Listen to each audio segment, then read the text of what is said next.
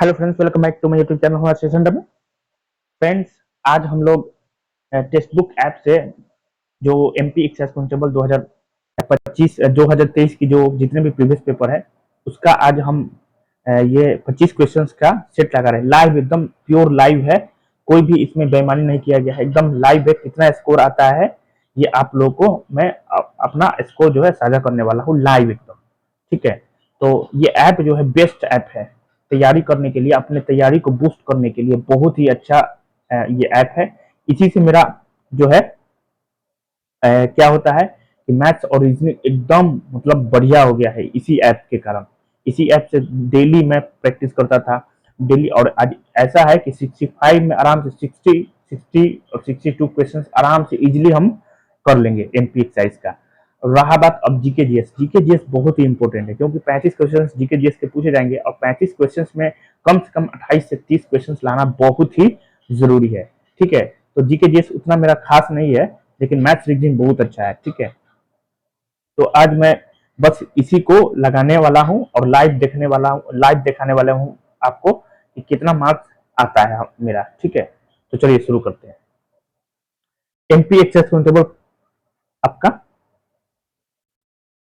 ये हो जाएगा, जनरल नॉलेज है, 25 क्वेश्चन है और 25 मिनट आपके पास टाइम है। ठीक है, तो चलिए देखते हैं, शुरू करते हैं। तो सबसे पहले यहाँ से आप हिंदी चूज कर लेंगे और एग्री एंड कंटिन्यू। चलिए क्वेश्चन देखिए। चिकित्सा के लिए नोबेल पुरस्कार 2022 किसे प्रदान किया गया है? तो ये 2022 का ये क्वेश्चन से आगे बढ़िए। नहीं मालूम है। निम्नलिखित में से कौन सा सुमेलित नहीं है? मसीहा Modi, a tale of great expectation, a song of India, a song of India Chetan Bhagat, a promise जैंग Barack Obama, the Ickabog of J K Rowling. ठीक है, नहीं बुझा रहा है, आगे बढ़िए, गलती नहीं लगाना है। 16 अक्टूबर को निम्नलिखित में से किस दिन के रूप में 16 अक्टूबर को कौन सा मनाया जाता है? तो 16 अक्टूबर को खाद्य दिवस के रूप में मनाया जाता है, एकदम सही है। विश्व छात्र दिवस प्रतिवर्ष 15 अक्टूबर को किसकी जयंती पर मनाया जाता है? विश्व छात्र दिवस प्रतिवर्ष 15 अक्टूबर को किसकी जयंती पर मनाया जाता है? तो क्या हो जाएगा? एपीजे अब्दुल कलाम हो जाएगा, इजी है। विश्व पृथ्वी दिवस कब मनाया जाता है? तो पृथ्वी दिवस कब मनाया जाता है भाई साहब? 15 अप्रैल को मनाया जाता है। आगे बढ़िए। भारत का प्रथम समुद्री पारिस्थितिकी संवेदनशील क्षेत्र कौन सा है? मतलब प्रथम पूछ रहा है, प्रथम समुद्री पारिस्थितिकी संवेदनशील क्षेत्र कौन सा है? तो प्रथम कच्छ की खाड़ी हो सकता है, मतलब रिस्क लिए हैं। किस राज्य सरकार ने गिद्ध संरक्षण के लिए एक राज्य स्तरीय समिति शुरू की है? गिद्ध संरक्षण के लिए, तो करंट है। आगे बढ़िए। पेरिस जलवायु समझौता किस वर्ष में अपनाया गया था? बहुत ही इजी क्वेश्चन है, 2015 में अपनाया गया था। ठीक है। वायुमंडलीय प्रदूषण पर शोध में लाइकेन आवश्यक है क्योंकि अत्यधिक प्रदूषित हवा में भी पनप सकता है लाइकेन। प्रदूषित वातावरण में आसानी से बढ़ता है। सल्फर डाई ऑक्साइड जैसे प्रदूषकों के प्रति अत्यधिक संवेदनशील है। ठीक है, यही ना होगा, शायद होगा। ठीक। राष्ट्रीय हरित न्यायाधिकरण का गठन कब किया गया था? राष्ट्रीय हरित न्यायाधिकरण, ठीक, 2012, 2010, 2008। राष्ट्रीय 2010 में है, ठीक, अक्टूबर 2010 में। ठीक। निम्नलिखित में से किस संस्था का ग्रामीण रोजगार सृजन कार्यक्रम कार्यान्वित किया जा रहा है? आगे बढ़िए, बेकार है।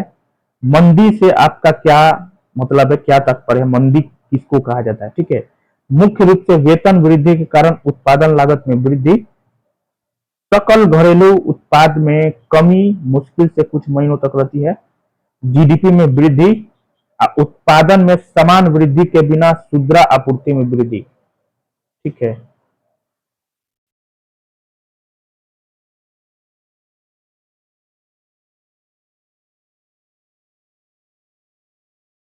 पहला ही लग रहा है। ठीक है, वैसे तो बुझा नहीं रहा है। निम्नलिखित में से कौन सा बैंक सबसे पुराना मौजूदा भारतीय बैंक है? सबसे पुराना बैंक। ठीक है, इनमें सबसे पुराना बैंक कौन सा है? पंजाब नेशनल बैंक, 1800 समथिंग में भारतीय 1955 में पंजाब नेशनल बैंक हो सकता है ना सबसे पुराना। ठीक। प्रचंड बेरोजगारी किस ओर ले जाती है? कम औद्योगिक विकास, कम खपत, प्रति कर्मचारी कम उत्पादकता, प्रति कर्मचारी कम उत्पादकता। ठीक। ठीक। कौन सा कोयला कोक उत्पादन का प्राथमिक स्रोत है? कौन सा कोयला जो है कोक उत्पादन का। ठीक है। तो काला कोयला, पलीदार कोयला, कौन सा कोयला कोक उत्पादन का प्राथमिक स्रोत? बिटुमिनस कोयला हो जाएगा ना है। ठीक। आगे बढ़िए। किसने कितने उद्योगों को सार्वजनिक क्षेत्र के लिए आरक्षित किया गया है? सार्वजनिक क्षेत्र के लिए कितने उद्योगों को आरक्षित किया गया है? नहीं मालूम है। ठीक है। कितना हो जाएगा?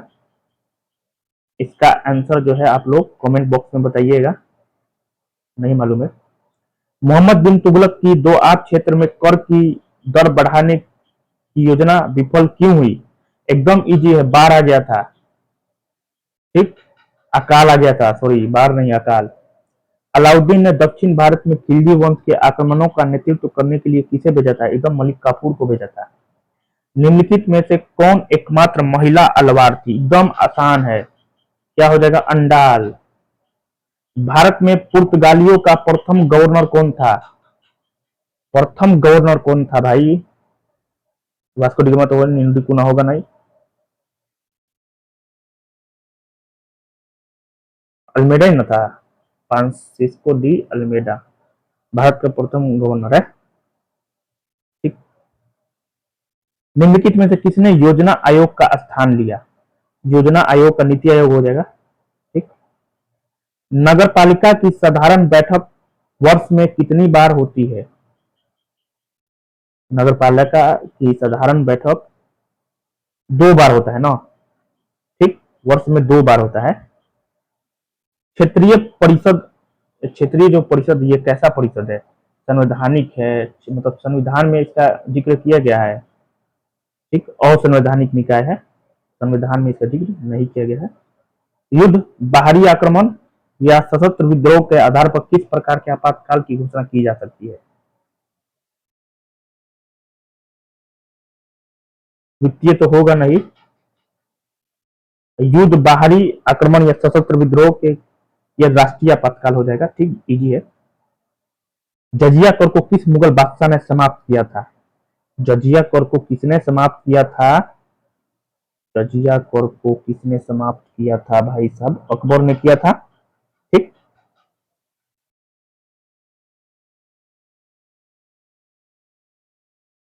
देखा जाए 5 अटेम्प्ट नहीं किए हैं, 20 अटेम्प्ट किए हैं, है ना। स्कोर देखा जाता है।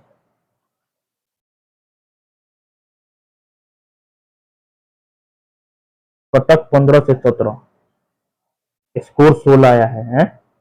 मतलब बीच में केलियट को। ठीक है, 20 में से 16 आया है।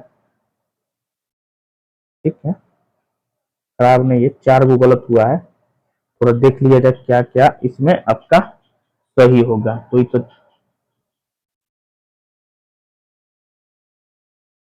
ठीक, क्या था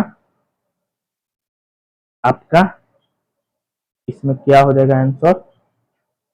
सोल्यूशन देखिए इसका कौन सा? मसीहा मोदी एटेल अपग्रेड, तो ठीक लग रहा है। ए सॉन्ग ऑफ इंडिया चेतन भगत। चेतन भगत का सॉन्ग ऑफ इंडिया नहीं है शायद, इसको बी लगाना चाहिए था। देख लीजिए, देख रहे हैं एकदम लग रहा था। ए सॉन्ग ऑफ इंडिया चेतन भगत गलत तरीके से सुमेलित है। रस्किन बॉन्ड द्वारा लिखित है सॉन्ग ऑफ इंडिया। ओहो, हमको लग रहा था ये सही होगा। ठीक। आगे देखिए 7 नंबर देखिए क्वेश्चन। किस राज्य सरकार ने गीत सॉन्ग ये तो एकदम बेकार है। 12 नंबर देख लीजिए। मंदी से आपका क्या मतलब है? ये क्वेश्चन गलत हो गया है। सकल घरेलू उत्पाद में कमी मुश्किल से कुछ महीनों तक रहती है, ये हो जाएगा, है ना। 13 देख लीजिए, 13 क्यों गलती हुआ है? निम्नलिखित में से कौन सा बैंक सबसे पुराना बैंक है? सबसे, भारतीय स्टेट बैंक। तो पंजाब नेशनल बैंक का स्थापना कब हुआ था? चलिए इसका सोल्यूशन देख लिया जाए। भारतीय स्टेट बैंक सबसे पुराना बैंक है, भारतीय स्टेट बैंक सबसे बड़ा बैंक भी है।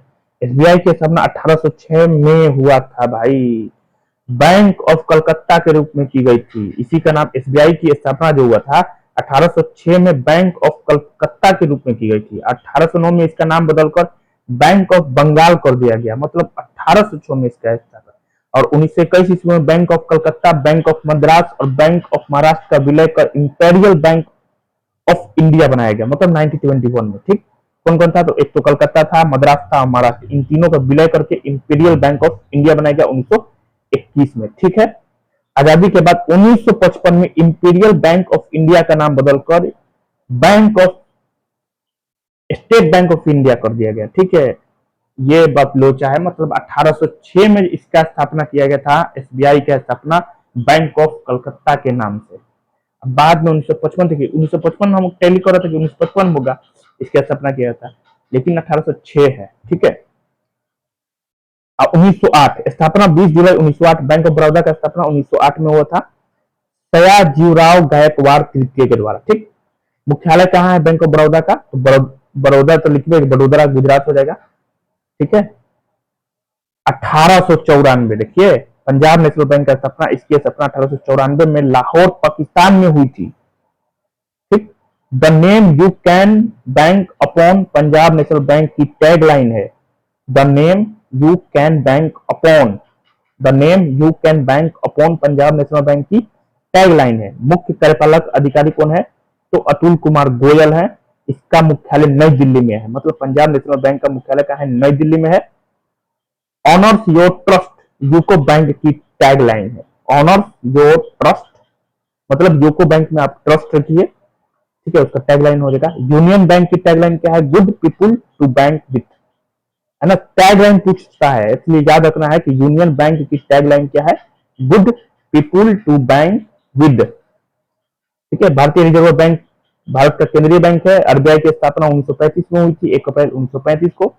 मुंबई में इसका मुख्यालय है। आरबीआई की स्थापना हिल्टन यंग कमीशन की सिफारिश पे की गई थी। ठीक है, क्या हो जाएगा? तो आपका आरबीआई की स्थापना हिल्टन यंग कमीशन की सिफारिश पर की गई थी।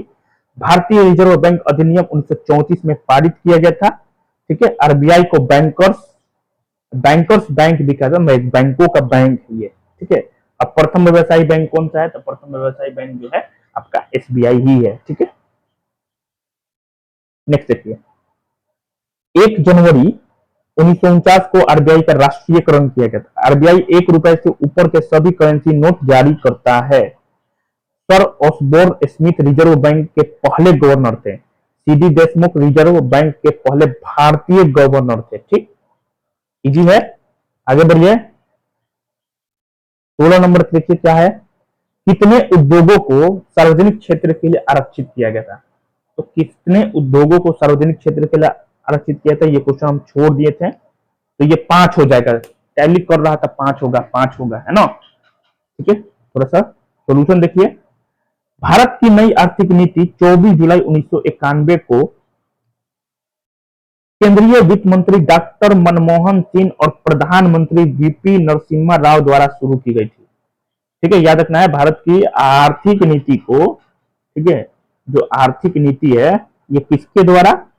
तो आपका हो जाएगा नई आर्थिक नीति जो है आपका 1991 को तत्कालीन केंद्रीय वित्त मंत्री डॉक्टर मनमोहन सिंह, ये मंत्री थे, उस समय वित्त मंत्री थे, और प्रधानमंत्री कौन था?